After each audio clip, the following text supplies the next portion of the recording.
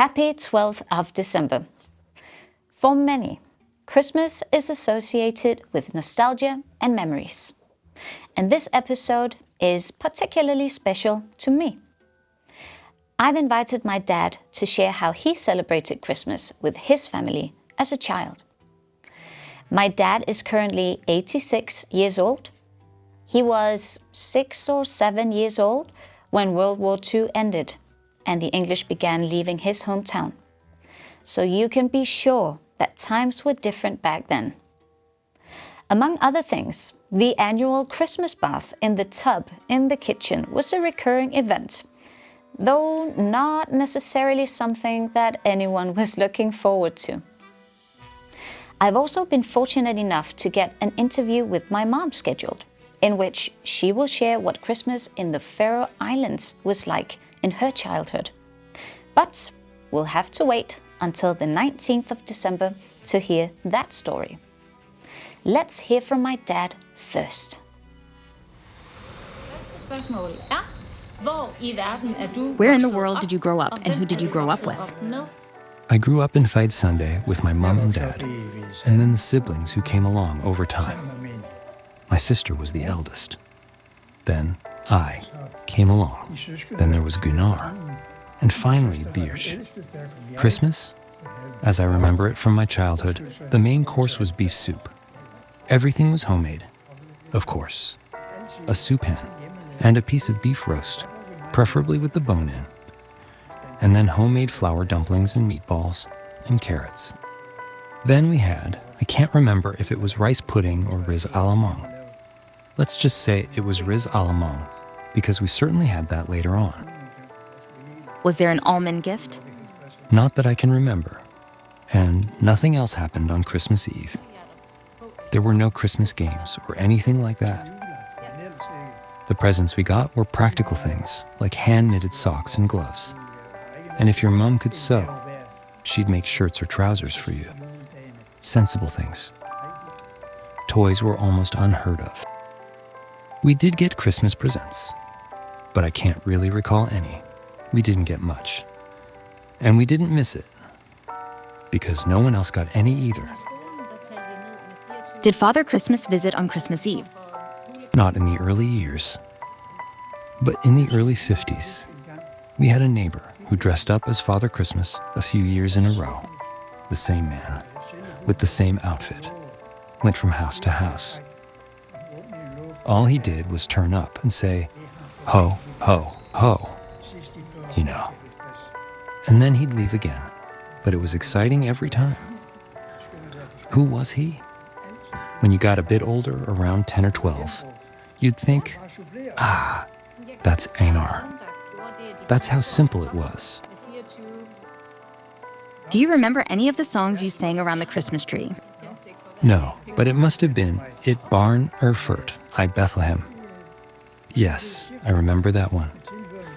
And Hoyt Fratratsgrun top.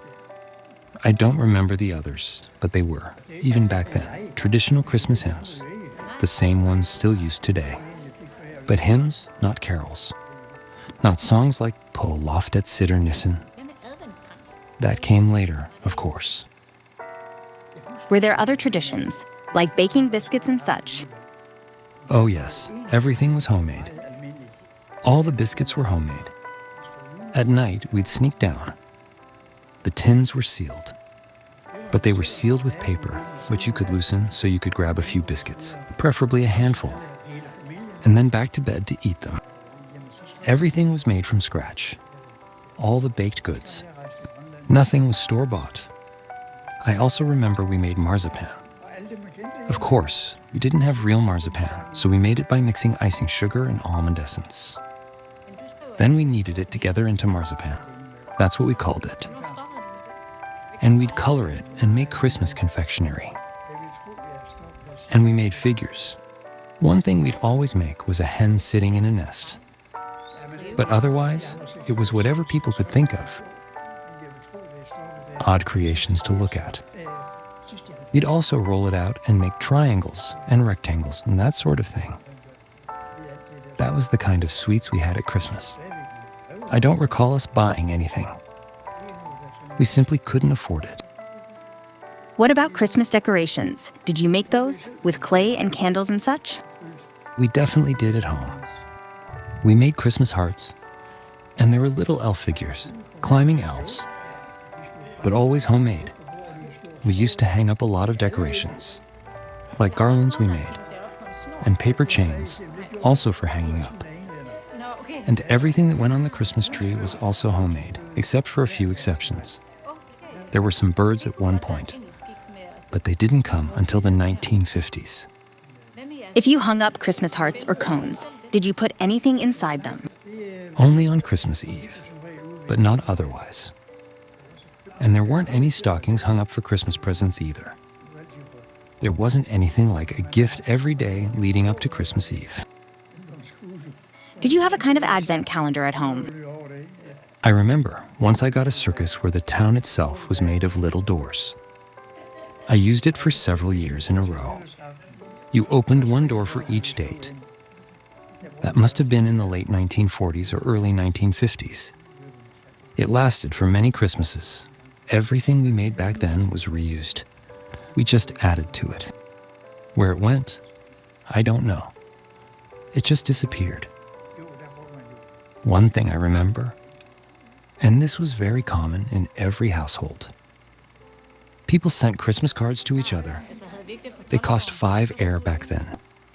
For the neighbor just across the street, and for all the family members, you wrote Christmas cards. The first time I traveled to Greenland in '57, we wrote Christmas cards to everyone in the family and everyone we knew back home. And then you'd get a stack of cards in return. But nobody writes postcards anymore. I think I stopped in the late 60s or 70s. Then all that faded out. We still wrote a lot of letters though, but not Christmas cards.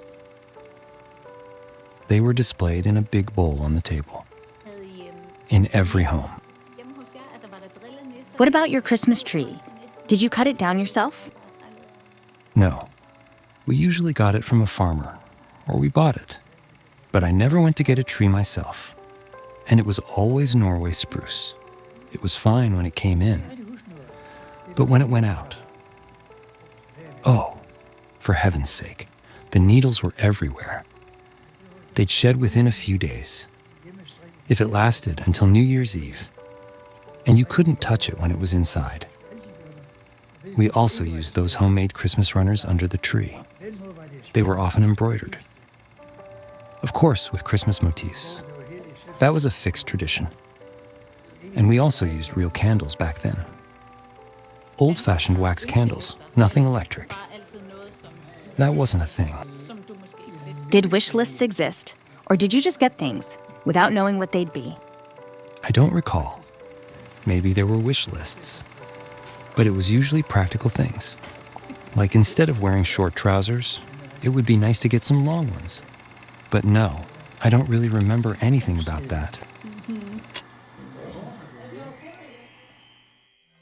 Now, there's nothing left but to wish you a lovely 12th of December. I'm off to the kitchen to bake some jødekager for my parents. And we'll talk again tomorrow.